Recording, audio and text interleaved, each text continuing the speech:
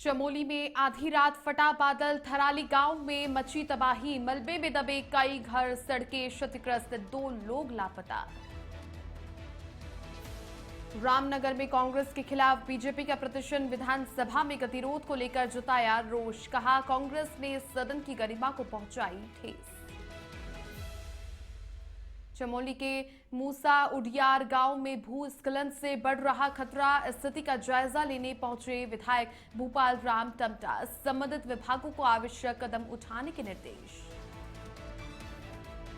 हरिद्वार में जिलाधिकारी ने उप जिला मेला चिकित्सालय का किया औचक निरीक्षण, स्वास्थ्य सुविधाओं का लिया जायजा, मरीजों से बात कर ली जानकारी।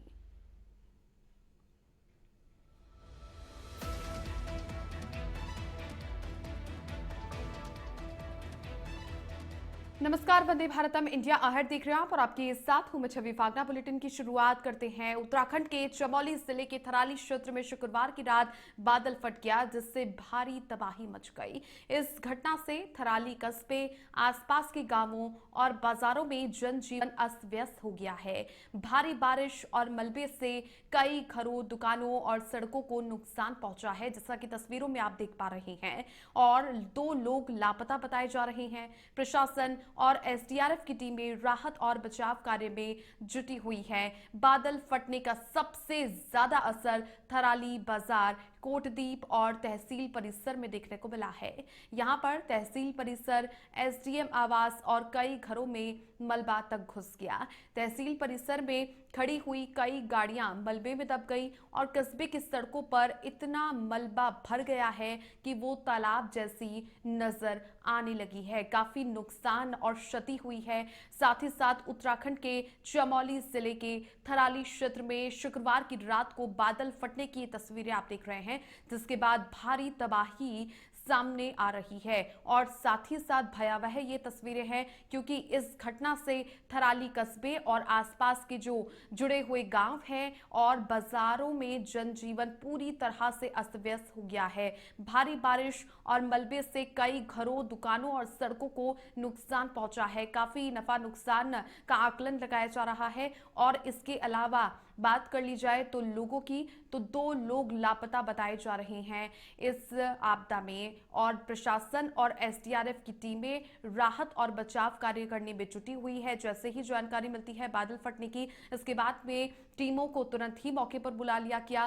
फिलहाल के लिए एसडीआरएफ की टीमें राहत और बचाव कार्य करने में जुटी हुई है। प्रशासन भी मौके पर मुस्तैद है। बादल फटने का सबसे ज्यादा असर यदि देखा गया तो थराली बाजार, कोटदीप और तहसील परिसर में देखने को मिला है। यहाँ पर जो कई घर हैं वो यहाँ पर क्षतिग्रस्त हो गए हैं और मलबा इन घरों तक घुस आया है, इन दुकानों में घुस आया। साथ ही तहसील परिसर में जो गाड़ियां खड़ी हुई थी, जैसा कि इस तस्वीरों में आप देख पा रहे हैं, गाड़ियां खड़ी हुई और मलबे के अंदर ये दब गई हैं। और कस्बे की जो सड़कें हैं वहां पर इतना मलबा भर गया है, इतनी मात्रा में, कि वो तालाब जैसी नजर आने लगी है।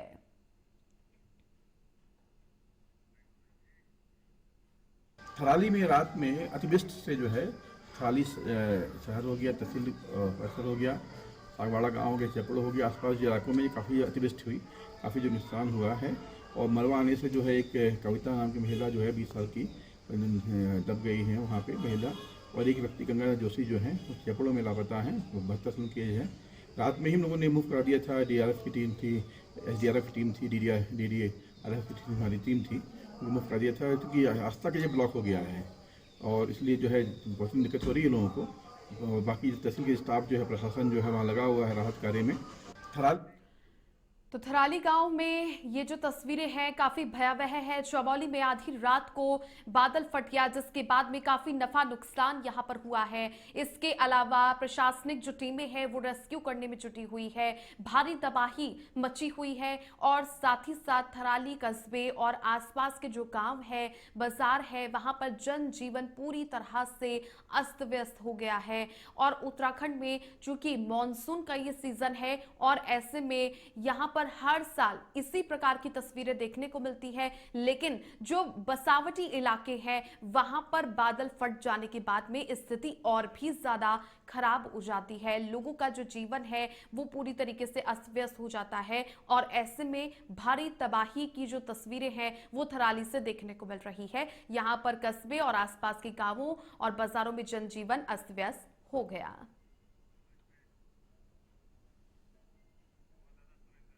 अधिक जानकारी के लिए उत्तराखंड से मेरे सहयोगी सुरेंद्र जुड़ चुके हैं। सुरेंद्र, थराली गांव में बादल फटा जिसके बाद में तबाही मच चुकी है, मलबे हैं वो सड़कों पर दरिया की तरह चलते हुए नजर आ रहे हैं। फिलहाल अभी रेस्क्यू को लेकर क्या जानकारी और वहां पर हालात किस प्रकार के बने हुए हैं? जी छवि, जैसे कि बादल फटने की घटना कल रात की थी, तो उसमें कम से कम 20 से 25 किलोमीटर के दायरे में ये जो बादल फटने की घटनाएं हुई, इससे जो यहाँ की सड़कें हैं वो तो जगह जगह क्षतिग्रस्त तो है ही हैं, लेकिन जो सबसे बड़ा फ्लड आया है थराली ब्लॉक मुख्यालय में, तहसील मुख्यालय पे और त्रिपुरा में, तो यहाँ के एक गांव में भी बादल फटा। वहाँ एक 20 वर्षीय जो युवती है अपनी मकान के नीचे दब गई है। एसडीआरएफ एनडीआरएफ की टीमें वहाँ पे खुदाई का काम कर रही है, उस बालिका को ढूंढने की कोशिश की जा रही है। और इसी के साथ ही तहसील मुख्यालय पे जो उप जिलाधिकारी का आवास है, वो भी उप जिलाधिकारी भी रात को बाल बच्चे हैं मलबे में दबने से, लेकिन वो अभी सकुशल है। अभी चेपड़ो के थराली जाके एक जगह बढ़ता है चेपड़ो, वहाँ पर भी कई दुकानें, कई गाड़ियां, कई मोटरसाइकिलें, वहाँ पर भी एक आदमी भी मिसिंग है, वो भी दब करके मलबे में या कहीं बह गए हैं।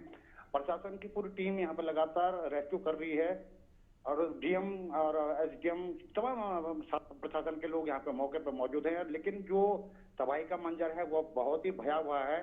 और मतलब कहीं पे तो ऐसा लग रहा है कि ये जगह देखी हुई है कि नहीं देखी हुई है। कई गाड़ियां जो है मलबे में दबी हुई है, कई गाड़ियां हैं जो लोगों की संपत्तियां हैं, मकानें टूट गई हैं, कहीं लोगों की छतों पर गाड़ियां गिर करके बर्बाद, पूरी मकानें ध्वस्त हो गई हैं। जैसे भी आगे लापता लोगों को लेकर क्या जानकारी सुरेंद्र? लापता दो लोग मिसिंग है भी जो जानकारी में है। अभी कई जो बाहर के नेपाल मूल के हो सकते हैं, कोई उनकी आशंका जताई जा रही है कि हो सकता है कि वो लोग भी कुछ मजदूर टाइप के लोग होंगे, वो मलबे में है जिनका कोई नाम पता नहीं है। लेकिन यहाँ पे दो लोग हैं। एक सगवाड़ा गांव में है, 20 वर्षीय युवती है, वो उसके मकान टूटे तो मकान के मलबे में अंदर दबी है, तो वहाँ पे एसडीआरएफ और एनडीआरएफ के तमाम रेस्क्यू की टीम वहाँ पे खुदाई का काम कर रही है। उस बालिका को ढूंढने की कोशिश की जा रही है। दूसरा व्यक्ति है चेपड़ो गांव में है, ये पूर्व सदस्य, पूरे जिला पंचायत सदस्य देवी जोशी जी के पिताजी हैं, वो भी मलबे में कहीं दब गए हैं या बह गए हैं। उनकी भी खोज अभी रेस्क्यू की टीमें वहाँ पे लगातार काम कर रही हैं। हम भी ग्राउंड जीरो पे हैं यहाँ पे। अभी हम एसडीएम का आवास के बाहर खड़े हैं, वहाँ पर देख रहे हैं। तो अभी पूरे जिला प्रशासन और यहाँ तक के मुख्यमंत्री ने भी वहाँ पे शोक संवेदना व्यक्त की और पूरी प्रशासन की टीमें लगी, वहाँ स्थानीय लोग भी यहाँ पे मदद करने में लगे हैं।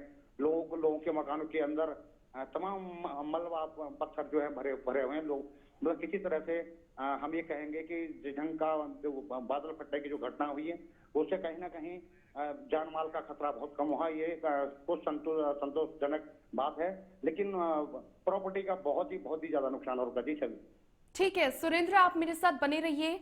और इसी के साथ में चमोली में जिस तरह से बादल फटा है, इसके अलावा चमोली में नारायणबगड़ के अंतर्गत मूस उटियार तल्ला गांव में बीते दिनों से लोगों के आवासीय भवनों के नीचे से हो रहे बड़े भूस्खलन के कारण गांव के 17 लोगों के मकानों पर खतरा मंडरा रहा है।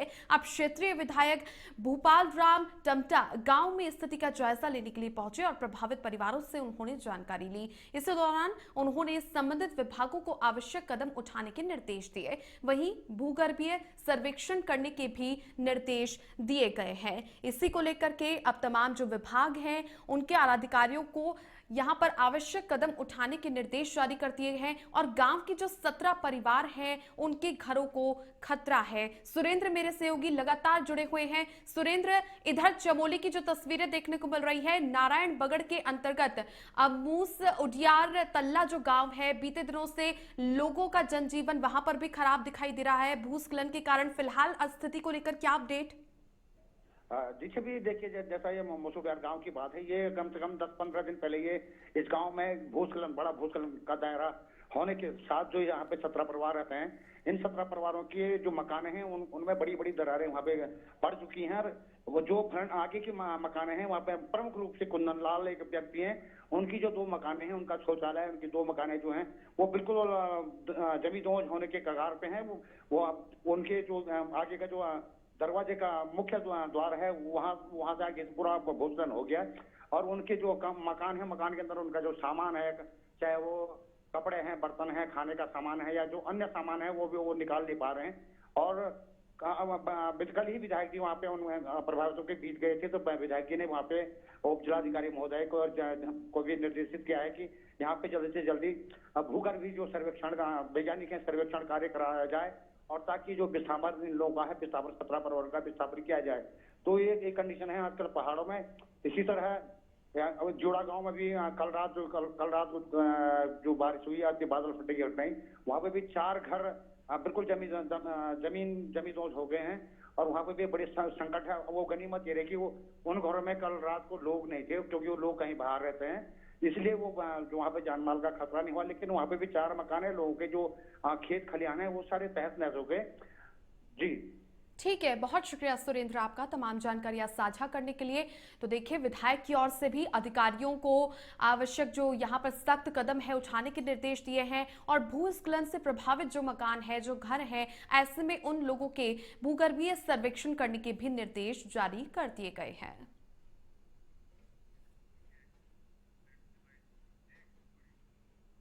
यहाँ पर हमारे मकानें सब धस चुकी हैं और पूरा हमारे सारे मोहल्ले के जितने भी परिवार यहाँ हैं सब ऐसे ही चिंतित हैं कि हमारे सब पे मकान ढल रही है।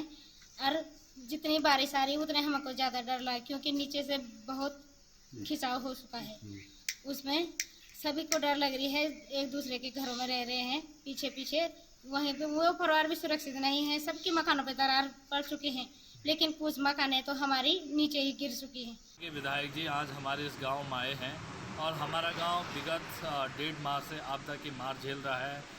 हमारे 17 परिवार जमींदोज होने जा रहे हैं। कई मकान हमारे आगे से टूट चुके हैं, जमींदोज हो गए हैं।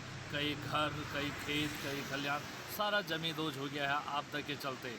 और अभी तक प्रशासन से सिर्फ इतना हो पाया है कि उन्होंने केवल किराए के लिए 6500 रुपये देने की बात कही है और फ़िलहाल किराए पे रहने के लिए उन्होंने ये बात कही है।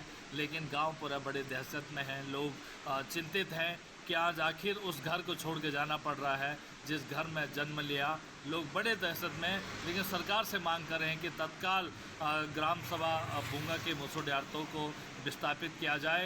ये कहाँ रहूँ, कहाँ खाऊँ, दूसरे घर में रह रहा हूँ, अपने बच्चों के साथ बच्चे कहाँ चले गए। हम 2 बुढ़ बुढ़िया आए, क्या करूँ, बच्चों बाहर को भेज दिया। हम लोग कहाँ रहेंगे, बच्चे किसके घर में रहेंगे। 2 मकान है मेरे, टूट गई है, लेटरिन बाथरूम सब टूट गए, सब कहाँ रहूँ, क्या करूँ। देखो आप सब आए थे, विधायक जी आ रहे हैं, देख लिया, सुन लिया।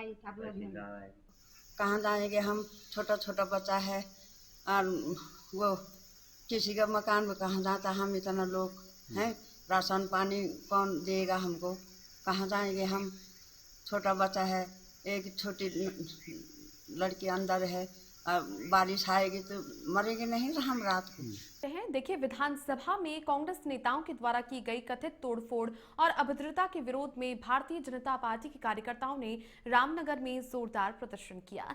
इस दौरान कार्यकर्ताओं ने कांग्रेस का पुतला फूंकते हुए जमकर नारेबाजी की और कांग्रेस नेतृत्व पर लोकतंत्र को आहत करने का आरोप लगाया।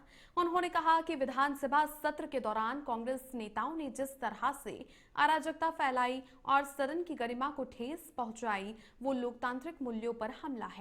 कांग्रेस ने हमेशा जनहित के मुद्दों की अनदेखी की है और जब जब जनता ने उन पर भरोसा जताया तब तब उन्होंने उस विश्वास को तोड़ा है।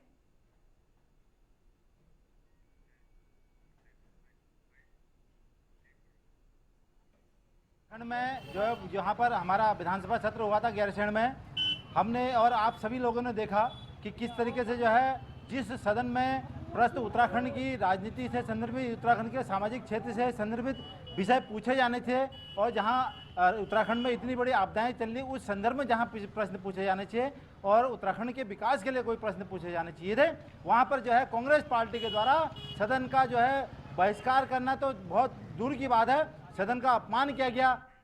आगे बढ़ते हैं। हरिद्वार की नारसन ब्लॉक के गदरजुड़ा गांव में स्थित आंगनबाड़ी केंद्र संख्या 3 में फिर चोरी की घटना हुई। ये चौथी बार है जब यहां पर चोरों ने सेंध लगाई है, लेकिन पुलिस और विभागीय अधिकारी अब तक गंभीरता नहीं दिखा पाए। केंद्र संचालिका मुनेश देवी का आरोप है कि शिकायत करने पर भी सुपरवाइजर और सीडीपीओ कोई कार्रवाई नहीं करते, जबकि चोरी होने पर उन्हें अपनी 9,000 रुपए की तनख्वाह से ही सामान पूरा करना पड़ता है। ताजा मामले में चोर दीवार फांद करके शौचालय का ताला तोड़कर हजारों का सामान ले गए। सुबह जब संचालिका केंद्र पहुंची तो चोरी का खुलासा हुआ। लगातार हो रही घटनाओं से वो परेशान है और पुलिस प्रशासन से सुरक्षा इंतजाम की भी मांग कर रही है।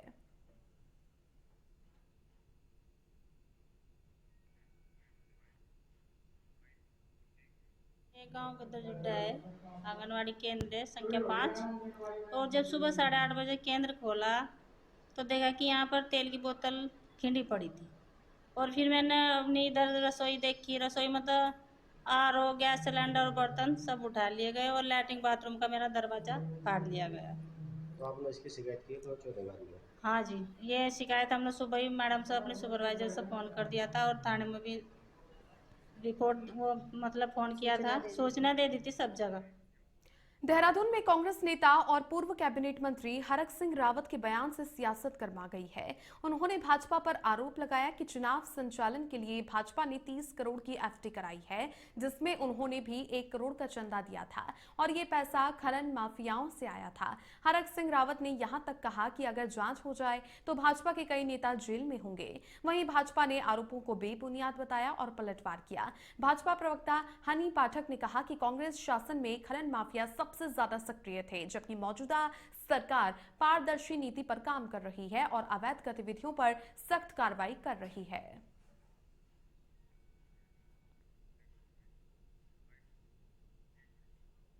हरक सिंह रावत जी मुझे इस समय एकदम फ्रस्ट्रेट नजर आ रहे हैं, क्योंकि माननीय हरीश रावत जी ने भी उनको कांग्रेस से बिल्कुल दरकिनार कर रखा है और उनकी नाराजगी शुरू में ही जब वो कांग्रेस में जा रहे थे तो देखने को मिल गई थी। दूसरी बात, अगर हरक सिंह रावत जी को इतना ही ज्यादा कॉन्फिडेंस है तो वो उस समय भ्रष्टाचार में लिप्त क्यों पाए गए, उसका जवाब दें हरक सिंह रावत। मैं खुला चैलेंज आपके चैनल के माध्यम से हरक सिंह रावत जी को देती हूँ कि जिस प्रकार हमारे प्रदेश अध्यक्ष महेंद्र भट्ट जी ने उनको कहा है कि कोर्ट जाके इस आरोप को सिद्ध करके दिखाएं, तो निश्चित तौर पर मेरा भी यही मानना है कि कोर्ट जाए और उस आरोप को सिद्ध करके दिखाए। और वो अगर इतने दूध के धुले थे तो उन्होंने खनन माफियाओं वालों से पैसे क्यों लिए? खनन नीति ने तुम्हारा घर भर दिया, तुम्हारा भंडार भर दिया बीजेपी का। और मैं सच कहूं, जो 30 करोड़ रुपया एफडी बनी है भाजपा को चलाने के लिए, मैं भी उसमें वन मंत्री था, मैंने भी 1 करोड़ से अधिक दिया उसमें पैसा, सब खनन माफियाओं से तुला के दिया मैंने भी। मेरे पे भी दोस्त है, मैं तो कह रहा हूं मेरी भी जांच होनी चाहिए। आप जांच करा लो, वो 30 करोड़ रुपया की जो एफडी बनी है भाजपा की जो 30 करोड़ की एफडी बनी है पार्टी चलाने के लिए बैंक में, उसमें किस किस ने पैसा दिया है ईडी जांच कर ले, पूरी भाजपा जेल में होगी। हरिद्वार के जिलाधिकारी मयूर दीक्षित उप जिला महिला चिकित्सालय का औचक निरीक्षण करने के लिए पहुंचे, जहां पर स्वास्थ्य सुविधाओं का जायजा लिया। इस दौरान जिलाधिकारी ने ओपीडी में मरीजों और तीमारदारों की लंबी लाइनें लगी देखी, जिसे लेकर के मुख्य चिकित्सा अधिकारी और चिकित्सा अधीक्षक को एक अतिरिक्त काउंटर खोलने के निर्देश दिए। वहीं जिलाधिकारी ने वार्डों का निरीक्षण करके चिकित्सालय में आए मरीजों से भी बातचीत की और उपलब्ध कराई जा रही स्वास्थ्य सुविधाओं की जानकारी ली।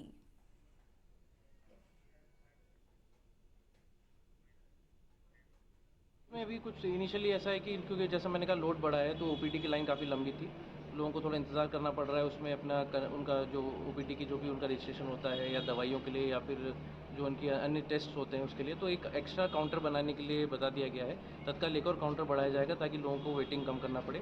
साथ ही वेटिंग एरिया को और बेटर करने के लिए बताया, कुछ बेंचेस